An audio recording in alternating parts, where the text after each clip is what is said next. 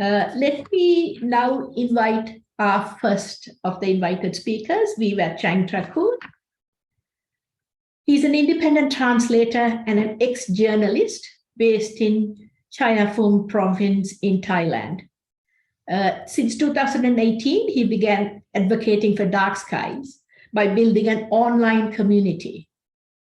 And in 2022, just 4 years later, the first 12 national dark sky places have been recognized, and 3 of them are from his own province.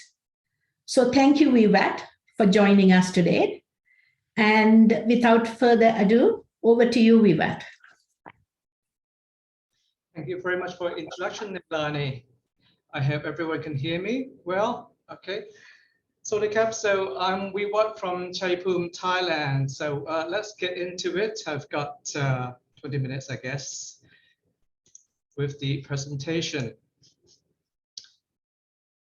Okay, so this mountain, this summit of a mountain you see here is in Thailand. It is the highest summit in Thailand. It's called Doi Intanon in the up north of Thailand. It's about 2,500 meters from sea level. So that's pretty nice and dark. Now, it's also very popular with tourists and also with astronomers alike, and also with the military, who sees that, you know, being on top of everything is a nice place for a radar base. And also this, the Thai National Observatory, housing Southeast Asia's largest telescope of diameter of 2.4 meters. The guy who masterminded this is Dr. Saran Jinda, who he basically lobbied the government into creating what is known as the National Astronomical Research Institute of Thailand.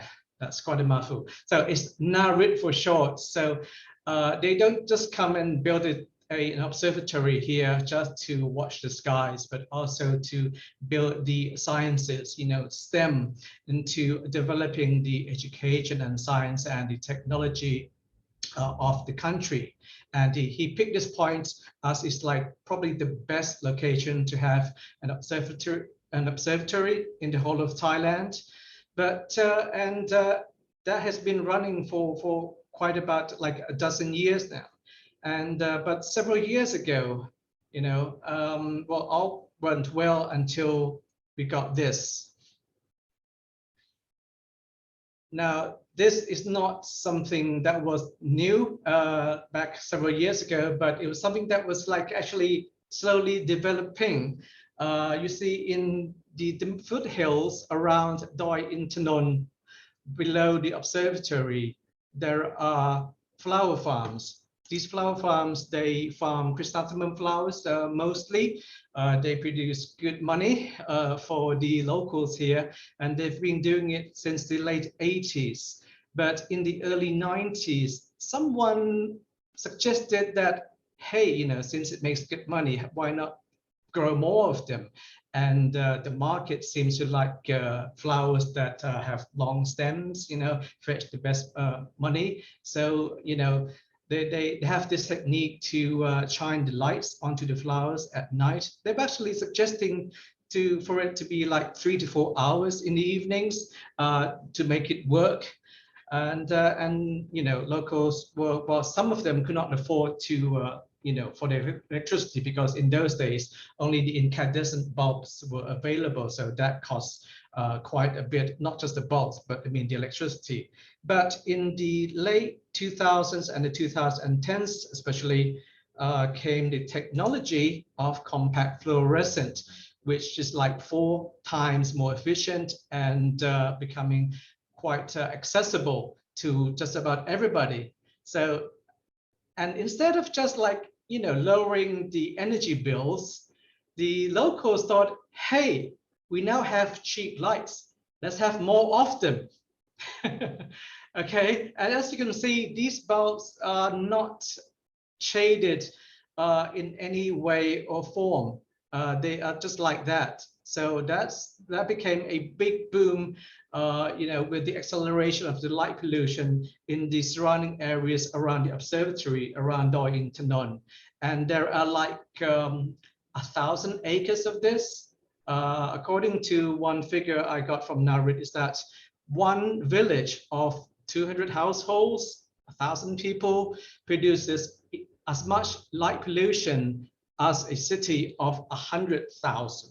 So that's quite something. So the observatory cannot just do nothing. So they gather around and try to control the light pollution by teaming up with the Chiang Mai University, which is a local university with the engineering department there, and also with the Department of the National Park, who are also stakeholders in that area, and the EGAT, Electricity Generating Authority of Thailand, to help sponsor a project, a pilot project, to try to control the light pollution from these chrysanthemum farms by basically asking villagers, can we please do an experiment?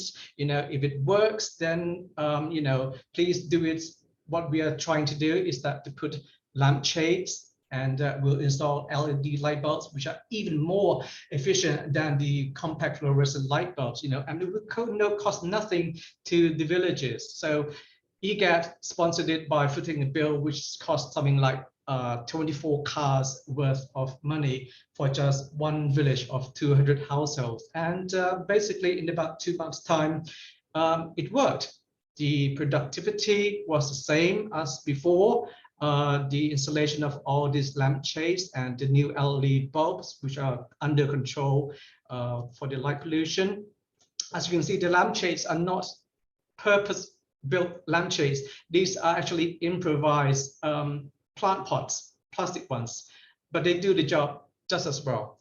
Okay, so after that experiment, so the word got out that, oh, okay, we can reduce the energy bill by 50% just by changing the light bulbs and putting some shades on to control the light down towards where it's needed, towards the flowers. So, so it's like, killing two birds with one bullet, basically. So that's a first speed. So with the success of that, Narit thought that they could spread out the words about, light pollution and how to mitigate the effects of light pollution by, educating people, raising the awareness on light pollution, and to help the skies dark everywhere else in the country. As you know, like we're in the still a developing country after, I don't know, I've been born like half a century, still developing country, but the pace of the development and the accessibility to LED lights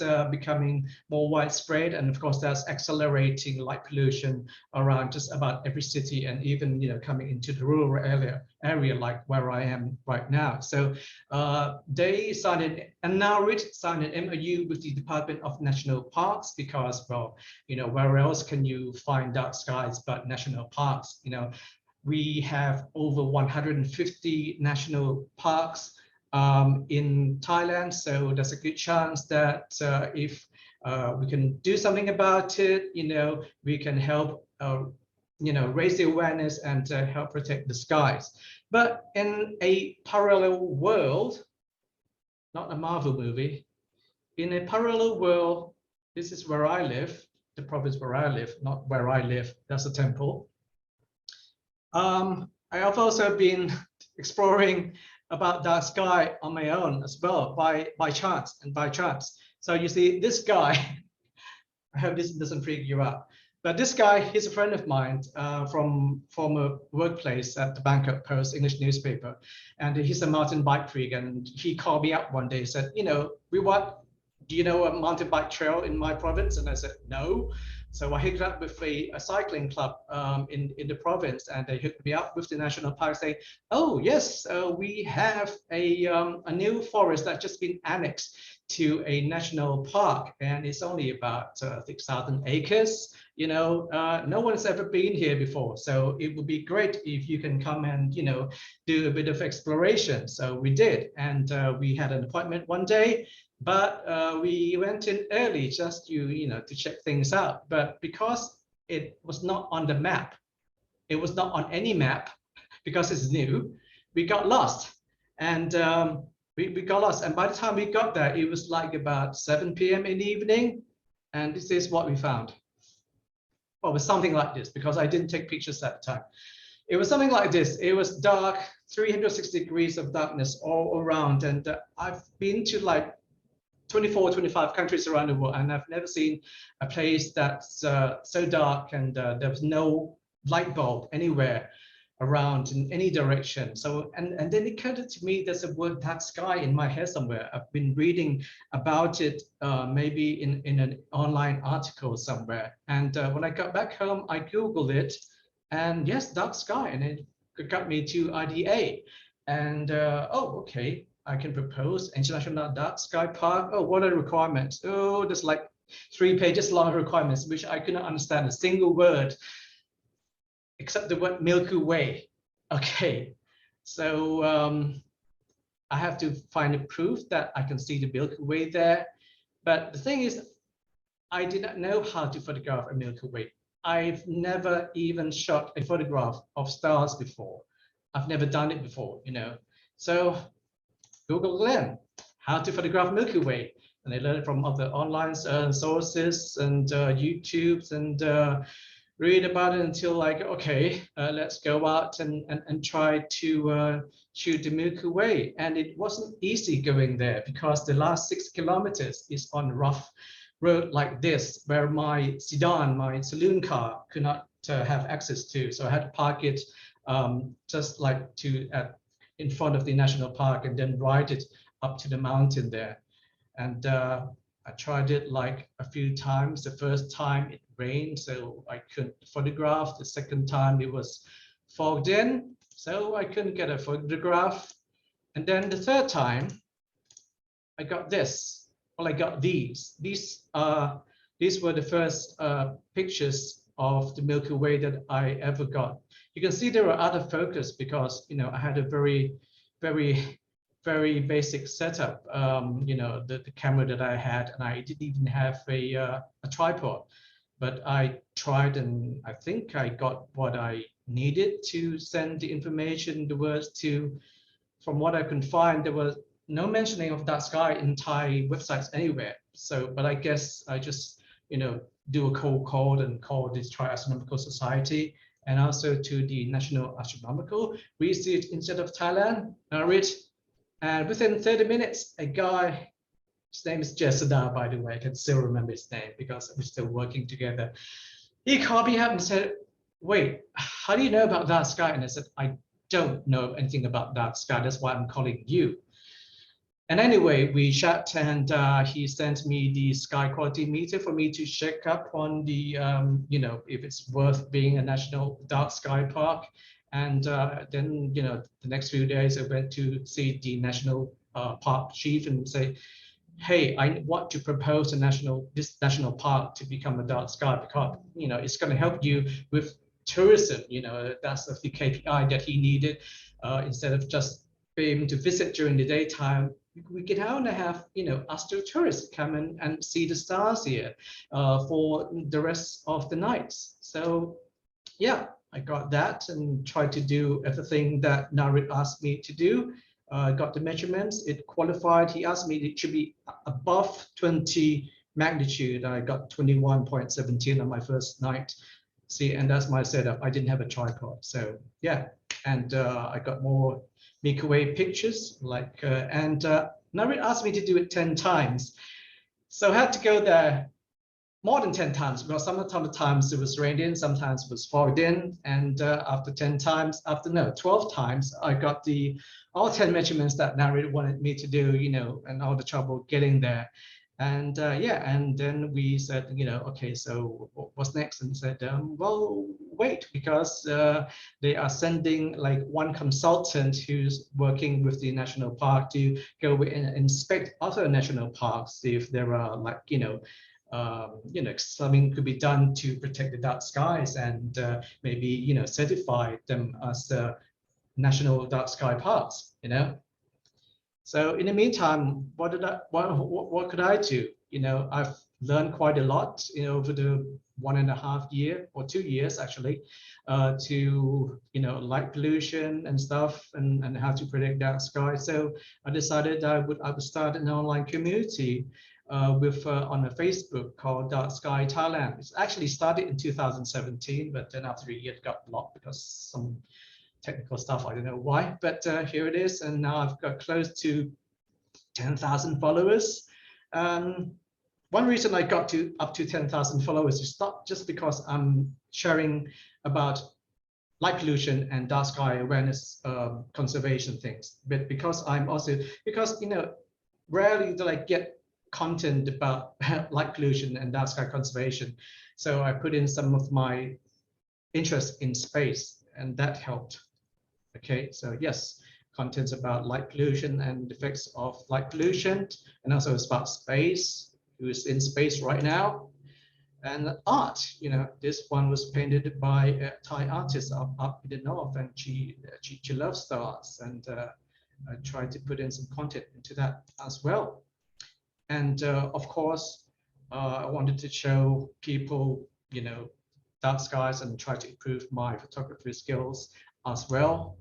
And when I find some other guys who could do much better astrophotography than I did, like this one, a DSO, Deep Sky Object, by a Thai guy who built a robotic observatory right in his own house, where he could program it to take dark sky objects from anywhere in the world. And later on, I think, hey, it can make great content to interview him.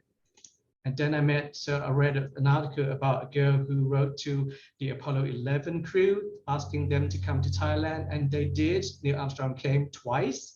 And then I later on interviewed the girl who became now a professor doctor, telling her story about how she invited Neil Armstrong.